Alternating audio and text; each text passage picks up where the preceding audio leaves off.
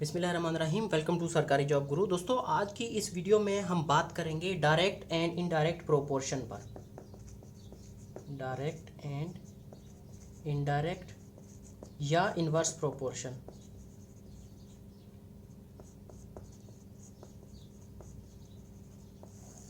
Direct and indirect proportion का मतलब ये होता है, डायरेक्ट का मतलब है कि एक चीज़ अगर बढ़ रही है तो उससे दूसरी चीज़ भी बढ़ रही है। और इन्वर्स का मतलब है कि एक चीज़ के बढ़ने से दूसरी चीज़ कम हो रही है। यानी कि मिसाल के तौर पर अगर 1 kg मैंगोज़ हैं, 1 kg मैंगो हैं तो उनकी कॉस्ट है 50 रुपीज़ 50। तो अगर 10 kg मैंगो होंगे तो उनकी कॉस्ट कितनी होगी?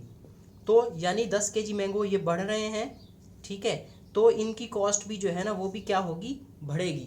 तो इसी तरह इन्वर्स प्रोपोर्शन का मतलब ये होता है कि अगर मिसाल के तौर पर एक काम है कोई भी, तो उसको 10 लोग फिनिश कर सकते हैं। 10 people can finish a work in 20 days। तो अगर हम यहाँ पर लोग बढ़ा देते हैं, 20 people कर देते हैं, तो ये काम कितने दिनों में ख़त्म हो जाएगा। यानी ये आदमी बढ़ने से ये काम कम होगा ना, जाहिर सी बात है। अगर लोग डबल कर देंगे, उसने ही काम को ज़्यादा लोग करेंगे तो वो काम जल्दी होगा। इसको कहते हैं इन्वर्स प्रोपोर्शन। तो चलते हैं कि इन्वर्स प्रोपोर्शन के क्वेश्चन किस तरह से आते हैं और किस तरह से हम उसको सॉल्व करते हैं। तो डायरेक्ट प्रोपोर्शन में हमारे पास एक क्वेश्चन है कि अगर 7 buffaloes gives 56 litres of milk. 7 buffaloes हैं, 7 भैंसें हैं, तो उनकी कितना मिल्क देती हैं वो 56 लीटर्स। बफलोज को बी से लिख देते हैं। तो ये क्या कह रहा है, आगे क्या पूछ रहा है कि how much milk can we get from 12 buffaloes. अगर 12 बफलोज हो जाएंगी तो हमें कितना मिल्क मिलेगा, तो वो हम यहाँ क्वेश्चन मार्क लगाएंगे। अब डायरेक्ट प्रोपोर्शन को सॉल्व करने का तरीका ये होता है कि आपने, वैसे तो बहुत से तरीके होते हैं, तो फार्मूला का थ्रू भी आप कर सकते हैं, लेकिन यहाँ मैं आपको एक बेसिक ट्रिक बता देता हूँ, डायरेक्ट मेथड बता रहा हूँ कि आपने क्या करना है, जस्ट इसको इससे मल्टीप्लाई करना है और इसको इससे मल्टीप्लाई करना है। डायरेक्ट प्रोपोर्शन में हम क्रॉस मल्टीप्लाई करते हैं, ये याद रखना है आपने। क्या? Cross multiply. क्रॉस मल्टीप्लाई का मतलब ये होता है। तो 7 इसी तरह आ जाएगा, इज इक्वल्स टू 7 के साथ ये x लिख दें या ये क्वेश्चन मार्क लगा दें, 7x, और 12 को हम 56 से मल्टीप्लाई करेंगे, 12 मल्टीप्लाई 56। तो ये x हमें किस तरह से मिलेगा, यहाँ x की वैल्यू हमें फाइंड करने के लिए 12 मल्टीप्लाई 56 डिवाइड बाय 7। तो अब इसका आंसर हम किस तरह से निकाल सकते हैं, हम इस 7 को यहाँ पर साइमल्टेनियसली कट करेंगे। 7 1 ज़ 7 और 7 8 ज़ 56। तो 12 8 ज़ 96। तो हमें पता चला कि अगर 12 बफलोज होंगी तो उनका मिल्क कितना हो जाएगा, 96 लीटर्स। तो आपने देखा कि 7 बफलोज थी तो उनका था 56 और 12 बफलोज हुई तो उनका क्या आया आंसर, 96 लीटर्स। तो यानी बफलोज जब हमने इंक्रीज़ की यहाँ पर 7 से 12, तो ये लीटर्स भी हमारे क्या हुए, इंक्रीज़ हो गए यहाँ से। तो इसको कहते हैं डायरेक्ट प्रोपोर्शन। नेक्स्ट हमारे पास क्वेश्चन है इन्वर्स प्रोपोर्शन का। तो ये क्वेश्चन कह रहा है कि if 50 man can paint a house, 50 man है, can paint a house in 20 days। 50 आदमी हैं, वो एक घर को पेंट कर रहे हैं, तो वो कितने दिनों में करेंगे, 20 days में।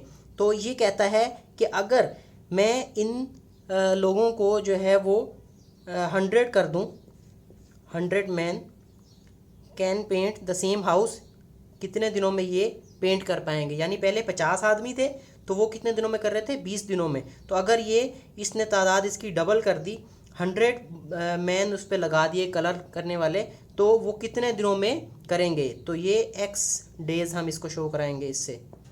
तो अब हमने क्या करना है, ये इन्वर्स प्रोपोर्शन है। इन्वर्स प्रोपोर्शन में मैंने डायरेक्ट में आपको बताया था कि आपने क्रॉस मल्टीप्लाई करना है, लेकिन इन्वर्स प्रोपोर्शन में हमने डायरेक्टली मल्टीप्लाई करना होता है। ये इसको इससे मल्टीप्लाई करेंगे, इसको इससे मल्टीप्लाई करेंगे। तो हम पहले 50 को 20 से मल्टीप्लाई लिखते हैं ऐसे, 50 मल्टीप्लाई 20 इज इक्वल्स टू 100, और साथ में ये x लिख देते हैं। x का मतलब है जो चीज़ हमने फाइंड करनी है। तो यहाँ पर x है, तो ये x हमें फाइंड करना है, इसलिए हम 100 को इस तरफ ले जाएंगे, यहाँ नीचे आ जाएगा ये 100 इस तरह से। तो अब इसको साइमल्टेनियसली सॉल्व करेंगे। इसका मैंने पिछली वीडियोस में एक आसान तरीका बताया हुआ है कि किस तरह से हमने साइमल्टेनियसली मल्टीप्लाई करना होता है या डिवाइड करना होता है। तो आसान तरीका ये है कि ज़ीरोज़ को ज़ीरोज़ से पहले कट करने की कोशिश करें। यहाँ नीचे 2 ज़ीरोज़ हैं, यहाँ ऊपर 1 है, तो ये 1 बच गया और 1 इस तरह इससे कट जाएगा, तो यहाँ नीचे 1 बचेगा। तो मल्टीप्लाई और डिवाइड में मल्टीप्लाई 1 जो है वो आइडेंटिटी होती है, तो इसलिए इसकी कोई वैल्यू नहीं है। 5 2 10, तो 5 2 10, ये 5 इस 2 से मल्टीप्लाई आ जाएगा, तो 10 हमारे पास आंसर आ गया x का। तो x का मतलब होता है, x क्या है यहाँ पर 10, यानी अगर 50 आदमी एक काम 20 दिनों में कर रहे हैं तो 100 आदमी जो है वो उसी काम को 10 दिनों में करेंगे। यानी ये चीज़ इसने बढ़ा दी, तो ये डेज जो है ना वो क्या हुए, ये कम हो गए, यहाँ से 20 थे यहाँ से 10 हो गए। तो इस तरह से हम इसको शो कराते हैं।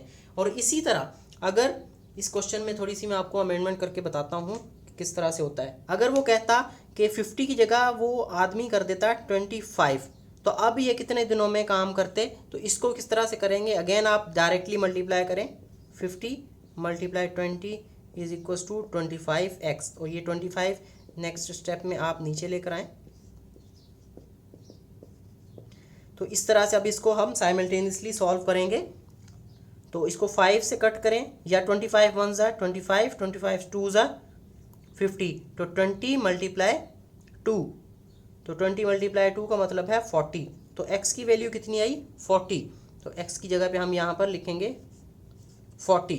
तो क्या मतलब हुआ बात का कि अगर यहाँ पर उसने क्या किया 50 से 25 कर दिए, कम कर दिए हैं, आधे कर दिए हैं, तो यहाँ पर जो डेज होंगे वो क्या हो जाएंगे, फिर डबल हो जाएंगे।